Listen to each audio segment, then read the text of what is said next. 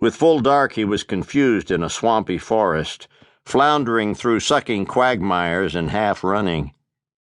He did not come upon the river, but upon the creek again, or another creek.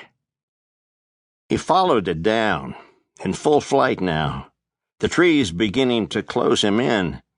Malign and baleful shapes that reared like enormous androids, provoked at the alien insubstantiability of this flesh colliding among them. Long and long after he should have reached the river, he was careering through the woods with his hands outstretched before him against whatever the dark might hold, until he began to stumble, and a cold claw was raking upward through his chest. When he came upon the creek again, he splashed into it thigh and crotch before he knew it was there. He stopped, his breath roaring, trying to listen. Very far away, lightning quaked once again, soundlessly. The current moved dimly about him. He spat. His saliva bloomed palely on the water, and wheeled and slid inexplicably upstream, back the way he had come. He turned and watched it in disbelief. He plunged his arm into the water. It seemed motionless. He spat again, and again the spittle flared and trembled and listed perverse. He surged from the water and began to run in the return direction, and at a demented pace through the brush and swamp growth, falling, rising, going on again.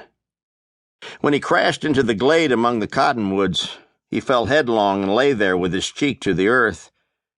And as he lay there, a far crack of lightning went bluely down the sky, and bequeathed him in an embryonic bird's first fissured vision of the world, and transpiring instant and outrageous from dark to dark, a final view of the grotto, and the shapeless white plasm struggling upon the rich and incunabular moss like a lank swamp hare. He would have taken it for some boneless cognate of his heart's dread, had the child not cried. It howled execration upon the dim Camarine world of its nativity, wail on wail, while he lay there gibbering with palsied jaw hasps, his hands putting back the night like some witless paraclete, beleaguered with all limbo's clamor.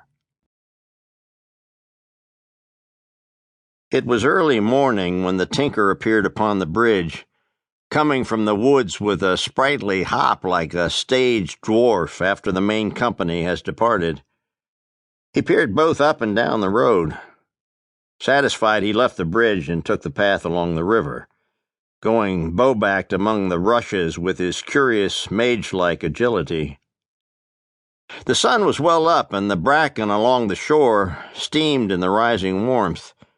The tinker hummed a little air to himself as he went. When he came to the branch where it joined the river, he cast about for a crossing, coming finally to a narrows a short distance upstream. When he came back into the river path on the far side, the tracks he followed had ceased. "Whoa, now," he said. "Which way we a-goin' here?" He recrossed the creek and picked up the man's trace in a furrow of crushed ferns that led into the woods. "Ah," he said, "we a-takin' to the deep pinies." He lost the tracks more than once going up the branch, but he paid that no mind. He was watching for tracks coming from the other way, and he could find none. After he'd gone a mile or so, he ran out of any kind of track at all. He circled and returned, finding nothing. Finally, he crossed the branch and went down the far side, and very soon he came upon the tracks again. He followed them into a small clearing, and here they ceased. He looked about him. It appeared to be the same place in which the tracks coming up the near side had vanished, as if their maker had met in this forest some dark other self in chemistry with whom he had been fused, traceless from the earth. Then he heard the child cry. He turned, small grin among his wire whiskers. He found it at the far end of the clearing in a cup of moss, naked and crying no louder than a kitten.